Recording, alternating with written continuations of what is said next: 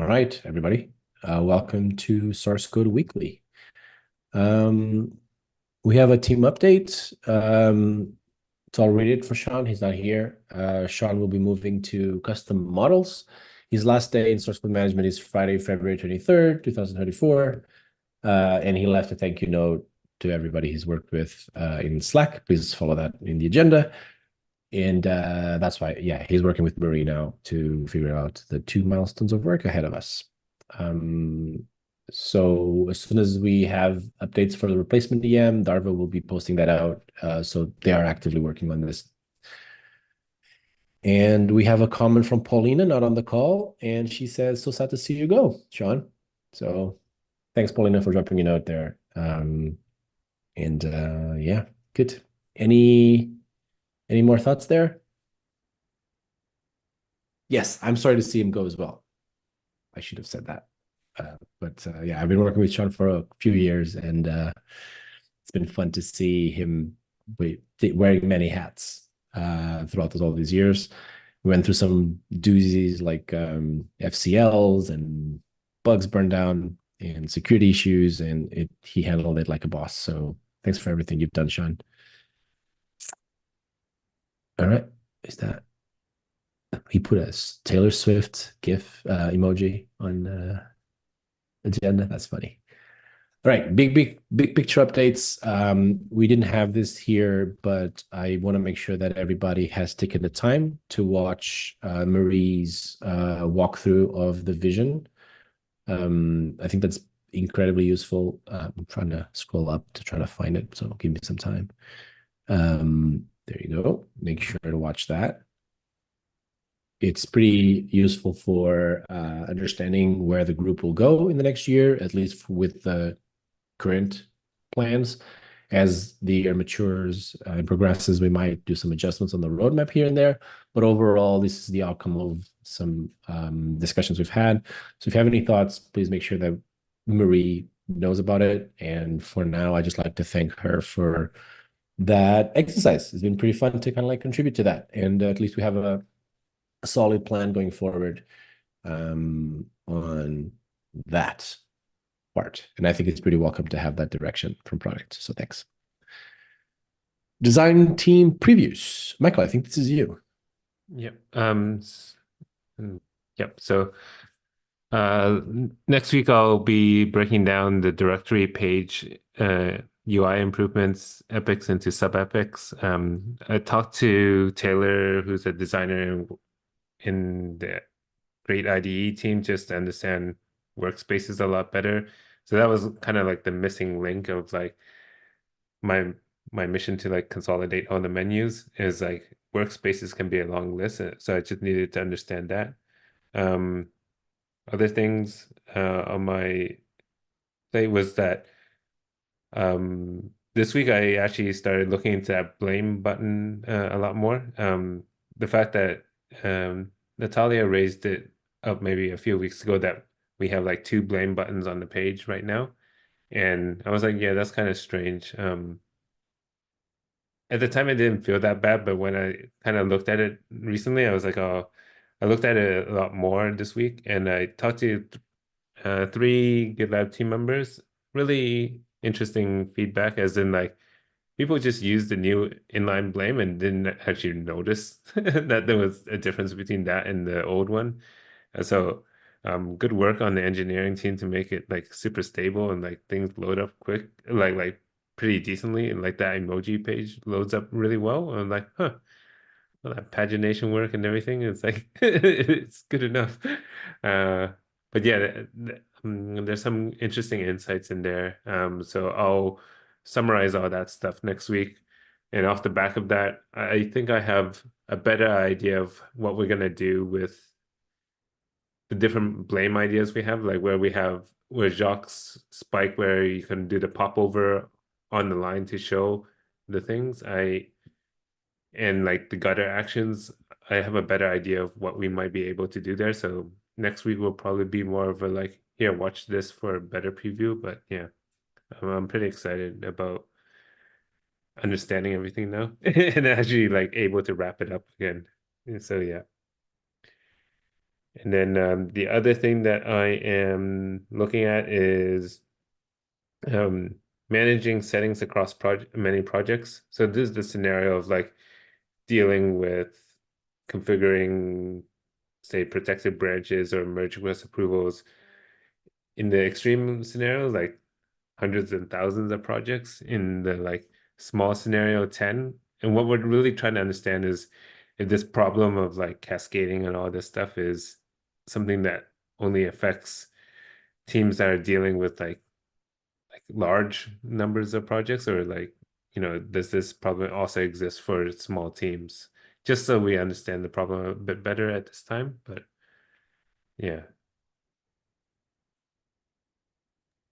Thanks, Michael. This is good to know, and I can't wait to see the outcomes of this. Which brings me to, well, is there Sorry, anything I might else? just interrupt there. Yeah, I've Go been ahead. looking at that, Michael, a little bit with the group approval rules, and I know we'd had discussed before that we can edit them at project level, coming down from the group, inherited from the group level. But then what happens if you change it again at the group level, and how does that cascade? Kind of like drilling into that a little bit at the moment. So I might link up with you in the next couple of days or next Yeah. week, Cool. just to make sure that we're aligned and what is desirable, I guess, in that situation. Cool. Yeah. Feel free to schedule a meeting or whatever you need to do. Thanks. Sorry, Andre, for butting in. No, that's perfect. That's what this is all about. And I just wanted to write down. Please rephrase it if you want. Any other comments on this design previews that are coming? Cool. So we'll move on to the issue specific, which is kind of related, and this might be useful for you, Michael. So we created two proposals to enhance the blame information in blob page. This is something that we have loosely discussed, but I don't think we've ever created issues for. The first is just a technical perceived performance thing. What we're doing is we're just updating the layout when the data comes back from the server. There's no point in waiting. We know it's coming. And if not, we should throw an error. But preemptively updating the UI is a nice practice. And then it can help with the progressive disclosing of information, and it feels less slow. There's some potential need for like UX guidance, Michael, there, because if we can get smart about it by doing some sort of animation, we could potentially get away with being very seamless, but also that comes at a cost of performance. If you are updating the whole content of the page in an animation style, it could become very slow for large files. So we might not want to go with gimmicky stuff, but I shared it in there just for giggles, but it could be something cute for us to do. That's just a obvious follow-up to improve the perceived performance of that. The second one actually has a bit more impact, is because since we don't have the div file header sticky, right now you can only trigger that blame information at the top of the page. And we were talking about that proposal from Jack to contextually display the blame information. This is what we could easily plug into the feature that you could just enable the user to do that at any point in the file.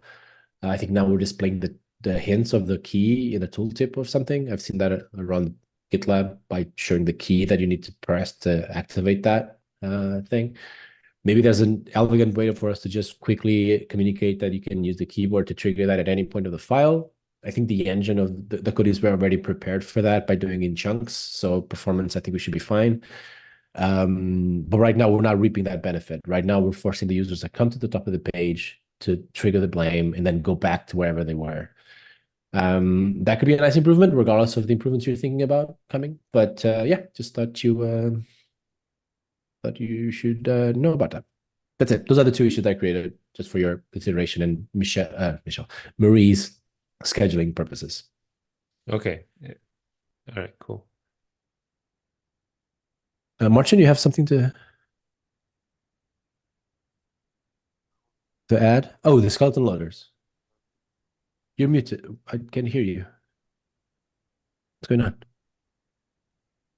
You're not muted, but I can't hear you. Still How nothing. about now? Oh, yes. Okay, I was just very quiet. Yep.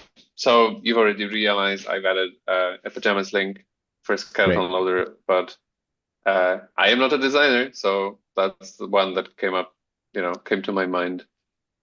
Could be I don't know interesting. if Yeah. we have like a throbber or something.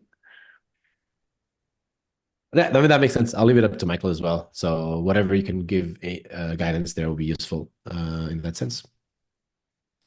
That's it for the two proposals. I'll move on to my next one.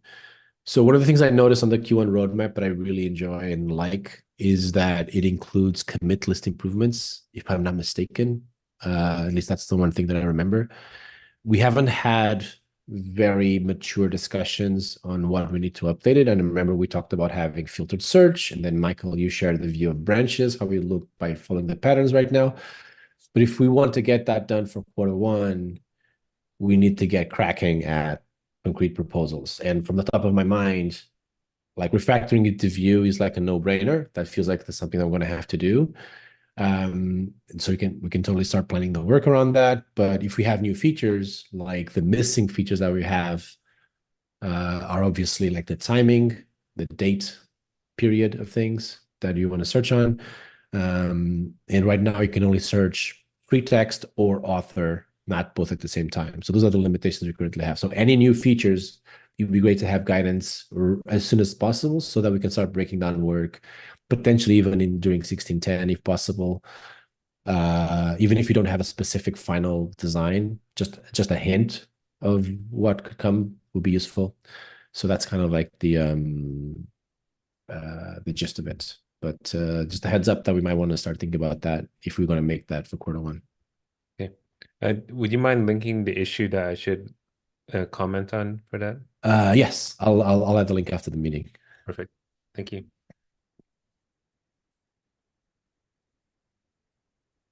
Workflow, we already talked about the Zoom call to have multiple co-hosts, and that's it. We're done with the agenda. So thank you, everybody.